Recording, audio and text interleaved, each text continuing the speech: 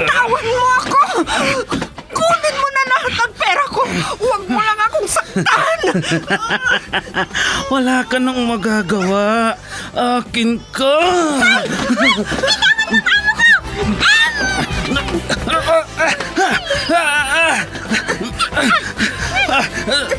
Sino kang pumulupot sa likod ko? Bumaba ka dyan.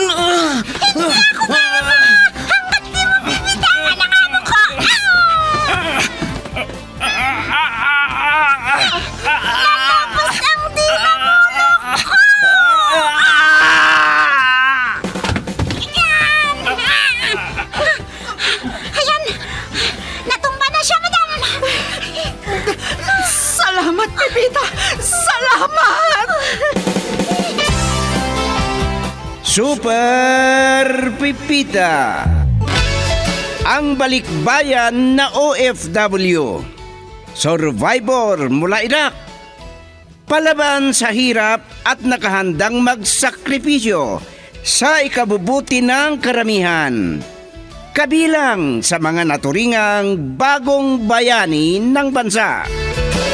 Super Pipita, isang dula na kung saan inyong mapapakinggan ang iba't ibang pakikipagsapalaran ng isang OFW.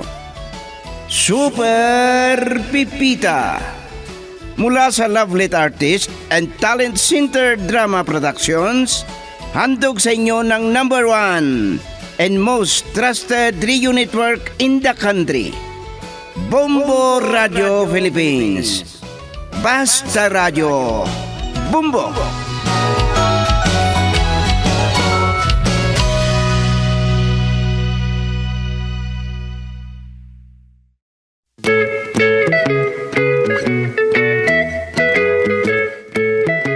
Mula dito sa Lovelet Artist and Talent Center Drama Productions, ihandog sa inyo ng #1 and most trusted radio network in the country, Bombo Radio Philippines, ang unang bahagi ng isang linggong kasaysayan na pinamagatang Ang Pamangkin na Manggagamot, dito sa ating dula, Super Pipita. Ay, magandang umaga sa'yo, Pepita. Ang sipag mo naman. Hindi pa lumalabas ang haring araw.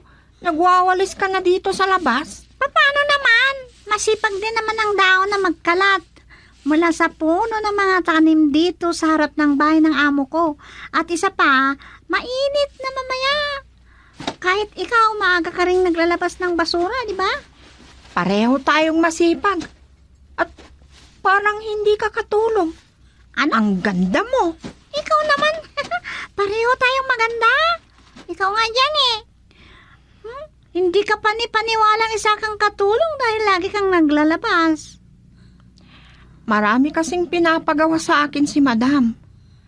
Kahit kamag-anak ko siya, Madam ang tawag ko sa kanya. Ang totoo nga niyan, habang naghahanap ako ng pwedeng mapapasukan na babagay sa kinuha kong kurso, nagkakatulong muna ako sa kanya. Ay, ganon? Ay, sus, muntik nang masagi ang tricycle na yun. Ano ka ba naman, manong driver? Huh? Sinabi ko naman sa'yo na ibaba mo ako dyan sa magandang bahay. Dyan nilampas mo pa ako. May bisita yata kayo, Pepita. Hindi ko alam. Ano ka ba, driver? Tulungan mo naman akong ibaba ang mga daladala ko. Initignan mo lang ako eh. Ang sungit naman. Sino kaya ang maliit na lalaki na yan? Ang laki ko. May dalang garapon oh. Excuse me? Magagandang binibini. Nandyan ba si Uncle? Kuya, sino sa amin ni Pepita ang kinakausap mo? Pareho kaming maganda. Pamangkin ako ni Uncle Amadyo. Ang amo mong lalaki ang hinahanap niya, Pepita. Ako kasi ang tinitignan mo, kuya, na gwapo.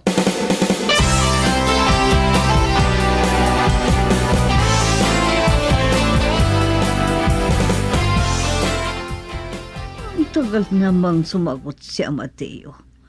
Hindi naman lumat ang kanyang cellphone kasi nagri-ring naman. Saan kaya siya nagpunta aga-aga? Hintayin kong makausap si Amadeo bago ko papasukin ang lalaking iyon. Oh, Gualberta, bakit? Anong bakit? Nasaan ka ba? Ikaw naman, para kang bagong-bago. Alam mong tuwing umaga akong nagja-jogging. Dumaan muna akong nagkape. Parang lagi kang nananabik sa akin. Ano? Anong nananabik ang sinasabi mo dyan? Kahit ilang buwan pang hindi tayo magkita, maraming kape dito. Parang social kasi yung magkape dito sa mall. Lalo na ganito ang suit ko. Jeff Rocks. Ang lakas naman ng loob mong magsuot ng shorts. Wala kang ang muscle, ang tuhod mo ang liit-liit, ang payat-payat ang binti mo parang palaka. Sobra naman ang panlalait mo sa asawa mong guwapo. Guwapo. Inumin ko lang itong kape. Uuwi na ako. Bilisan mo. Naghihintay ang pamangkin mo. Pamangkin? Anong itsura? Pandakikok na lalaki. Payat. Malalaki ang mga mata. Yan ang paglalarawan ni Pipita sa kanya.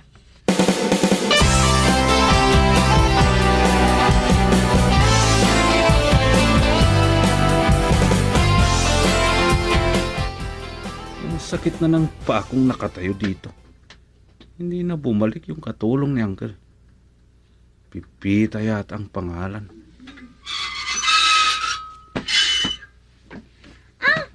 Nainip ka bang naghintay sa akin, Riting? Anong rating? Reto ang pangalan ko. Ay, pasensya ka na ha. Ang sabi kasi sa akin ni Madam, hintayin mo daw si Sir. Hindi siya nagpapapasok ng nakakadudang tao kasi.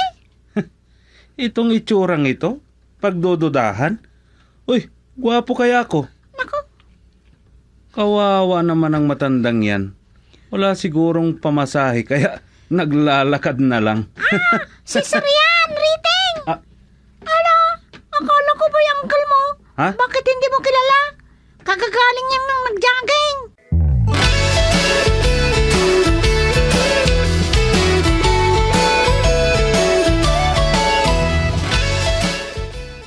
Muntik na akong mawala, Uncle. Pagkaraan ng 20 taon, mahigit. Ngayon lang ako nakarating dito sa Barangay Untog. Anong barangay Untog ang sinasabi mo? Maganda ang pangalan ng barangay namin, hoy. Paanong hindi ko tatawaging Barangay Untog? Yung sinakyan kong tricycle, lagi na lang akong nauuntog. Ang lalaki ng mga bahay dito pero ang kalsada naman lubak-lubak. Kung hindi ko nakita yung rating mo, hindi kita makikilala. Nagsawa ka na ba sa lugar natin? Balita ko maraming nagkakasakit sa lugar nyo, Uncle. Kaya nandito ako ngayon para manggamot. Ano? Nanggagamot ka? Oh, huwag mo akong pagtawanan, Uncle. Baka sa susunod, kayo naman ang pagtawanan ko. Baka sa akin ang huling halakhak.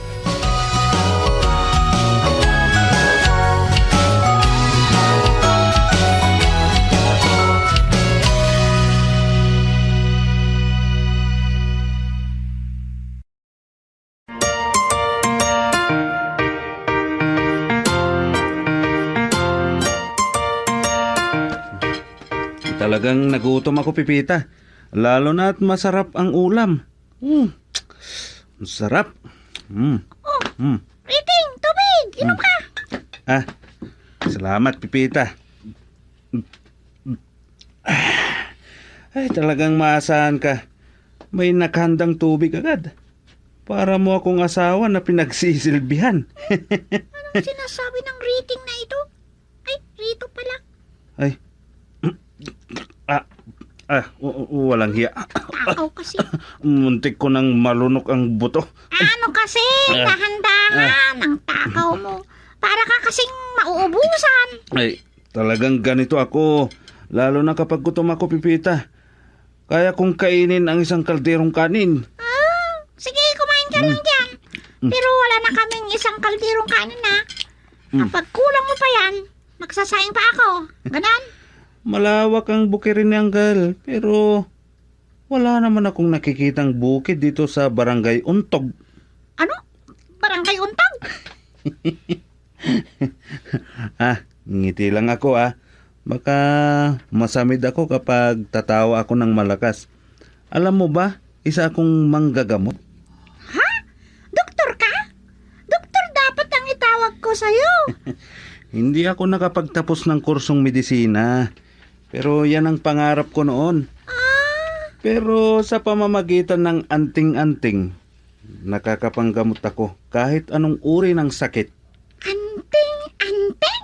Oo, Doktor Enting ang tawag nila sa akin sa lugar namin. Nakuha ko ang anting-anting na ito doon sa bundok Kiling-Kiling. Mabisa ang aking anting-anting, Pipita. Kasi kinuha ko ito noong Biyernes Santo.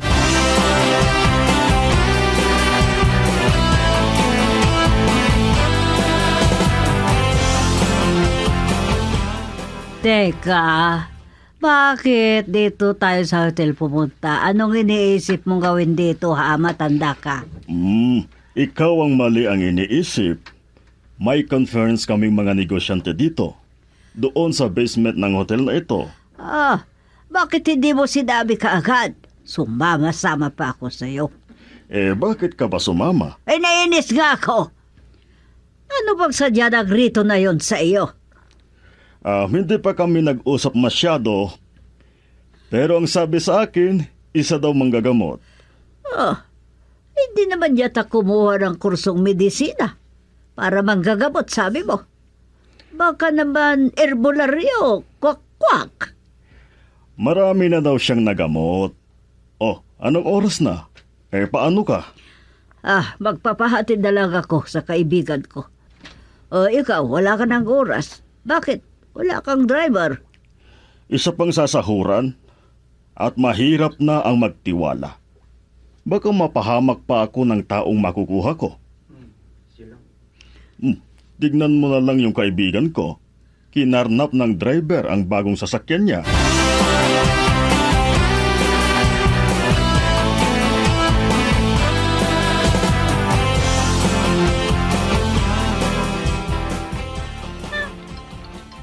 Si Madam Colbert itong tumatawag sa akin. Baka iniisip niyang nagkukulong na ako sa aking kwarto. Kaya hindi ko masagot-sagot ang kanyang tawag. Hello, Madam? Madam, nandito lang ako sa kwarto niyo, Madam, naglilinis. At kinukuha ko rin yung maruruming damit ninyo para labhan. Ay, opo, Madam. Hindi ko pinaghahalo ang mga puti at dekolor. Ha? Ano yun? Inilipan ng hangin, Madam? Hindi ko po kilala ang sinasabi niyo. Ay, yung maitim ang gilagid? Sino yan, Madam? Ay, naku. Si Rito pala. Ano po? Pagkatapos niyang kumain, ayun, naghihikab. Tapos pumasok na sa kwarto na sinabi ni Sir na magiging kwarto niya.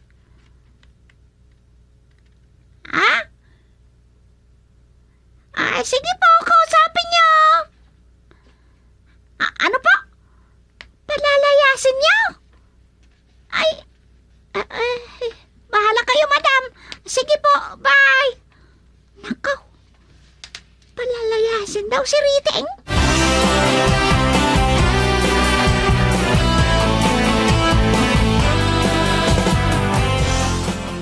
Ay, nakatulog ako, Pipita. Anong oras na ba? Pasado 2:00 na ng hapon. Kaya pala. Kaya pala nagugutom ako. Nakaluto ka na ba? Kakatok sana ako sa kwarto mo kanina para kumain eh. Tamang-tama, palabas ka naman na ng kwarto mo. Pasensya ka na ha. Kain tulog lang ang ginagawa ko dito. Hindi bale, kamag-anak mo naman si Sir Amadeo. Eh, kahit na kasi kung minsan, parang walang kamag-anak. Lalo na kung minsan masama ang tingin sa akin ni Auntie Gualberta. Nagdadalang tao yata. At ako ang pinaglilihian niya. Matanda na si Madam. Ha? Hindi na mabubuntis yun, ano? Alam mo, Pipita, ang babaeng hindi magbubuntis, kaya kong paanakin yan. May napanak nga akong isang baog na babae. Oo, Anong pinagsasabi nito? kapag may pasyente na ako, magbibigay ako ng ambag dito sa bahay.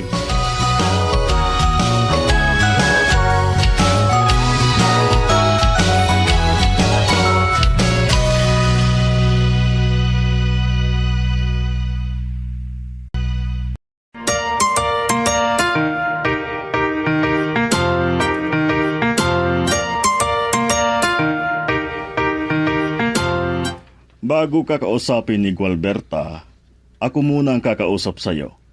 Ano bang plano mo? Akala ko ba nakapag-usap na tayo kanina, Uncle? Binigyan nyo nga ako ng kwarto eh. Ang sarap matulog doon. Tahimik ang bahay ninyo. Kasi hindi ako nananaginip. Nananaginip ka ba rito? Doon kasi sa lugar natin, Uncle, maraming ligaw na kaluluwa sa mga bahay-bahay na napupuntahan ko. Maraming nagpaparandam sa akin. Iba't ibang klaseng nakakatakot na nilalang. May duwende, may multo, may kapre. Oh, madami pa. Ano? Talaga yatang manggagamot ka rito. Patatawagan ko kay Pipita ang auntie mo. Para makapag-usap na tayo.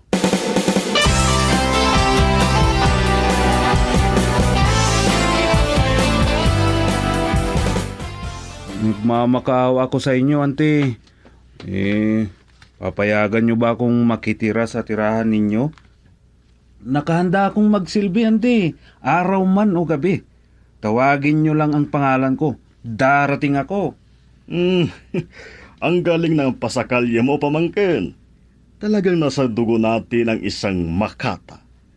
Ganyan na ganyan ako nung binata pa ako. Tumigil ka nga, Amadeo. Tapos na kayo mag-uusap ni Rito? Kami naman dalawang mag-usap ng masinsinan. Sa dagat, Ante, maraming asin. Wag mo akong kung ano-anong pinagsasabi mo. Pasensya na kayo.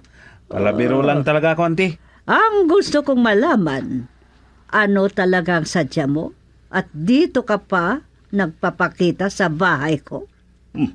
Mas mabuti yata kung iiwan ko muna kayo para makapag-usap kayong mabuti. Huwag kang umalis, Amadeo. Diyan ka lang sa kinauupuan mo at makinig. Ante, ano ba ito? Ninervyos tuloy ako. Sinabi mo ba kay Pipita at Amadeo na manggagamot ka daw? Anong ginagamot mo? Iba't ibang klaseng sakit, Ante. Kaya kong gamutin ang sakit ng loob. Pwera lang yung may sakit sa bulsa.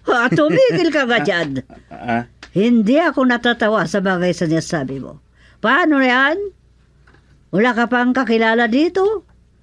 At kung walang mapapagamot sa'yo, ano ang gagawin mo? Naiintindihan ko ang ibig niyong sabihin. Ang gusto niyong mangyari, Ante. Marunong naman akong umintindi. At hindi ako yung taong palamunin lang. Kaya kong lahat ng trabaho. Tutulungan ko si Pipita. Ikaw ang nagsabi niyan, ha? Rito? Sige, kausapin ko si Pipita para bigyan ka ng trabaho mo dito.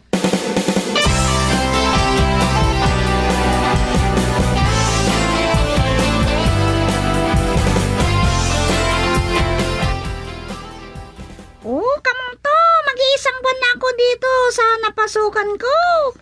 Ganun ba? Mabait ba ang mga amo mo? Wala ba silang anak? Hindi ka naman pinapagalitan? Mabait ang mga amo ko, lalo yung amo kong lalaki. Pero si Madam Gualberta, medyo may pagka-strikta kung minsan. Pero ganoon pa man, sanay na ako. Bali, 3 sila na pagsisilbihan ko. Sabi mo wala silang anak. O may nakitira ba dyan na pamangkin nila? Nag-aral, ganun? O kaya nagtatrabaho? Parang nakitira. Isang manggagamot daw. Ano? Doktor? Kaya yung tinatawag nilang Doktor Kwakwak. Iwan ko, parang ganun na nga. Sandali. Pumunta ba dyan si Mrs. Di Makulangan? Ay, matagal na yun. Sayang nga eh. Hindi sila nagkita ni Budoy. Ikaw naman. Niluluko naman ninyo si Budoy.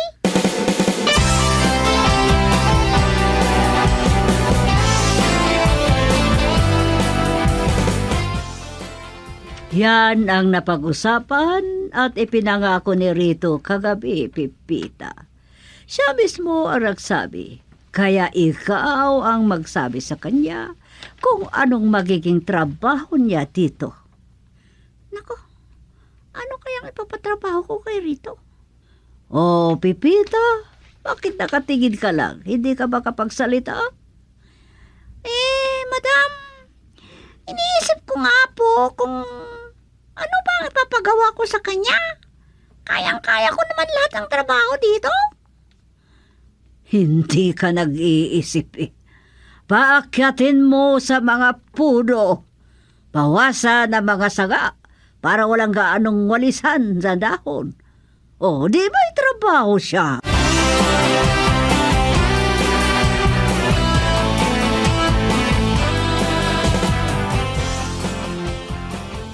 Gwapo itong sasakyan nyo, Uncle.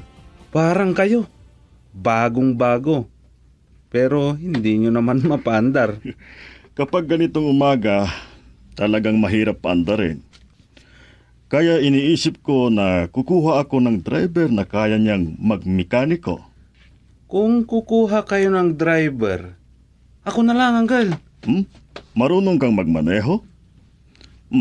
Hayaan mo lang na nakabukas ang pinto. Uncle, may kausap si Pipita na magandang dalaga. Sino kaya? Yung kurso na dako pala.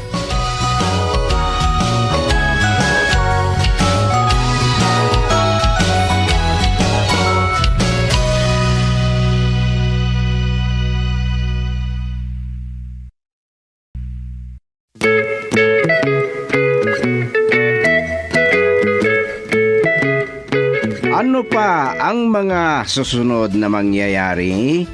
Mga kaibigan, abangan bukas ang susunod na bahagi ng kwento natin sa linggong ito na pinamagatang Pamangkin na Manggagamot. Dito sa ating dula, Super Pipita. Mula sa panulat ni Delfin Dumayas at sa direksyon Leti Astudillo Aquino. Mula sa Lovelit Artist and Talent Center Drama Productions, ihahandog sa inyo ng number 1 and most trusted radio network in the country, Bombo Radio Philippines. Basta Radio Bombo!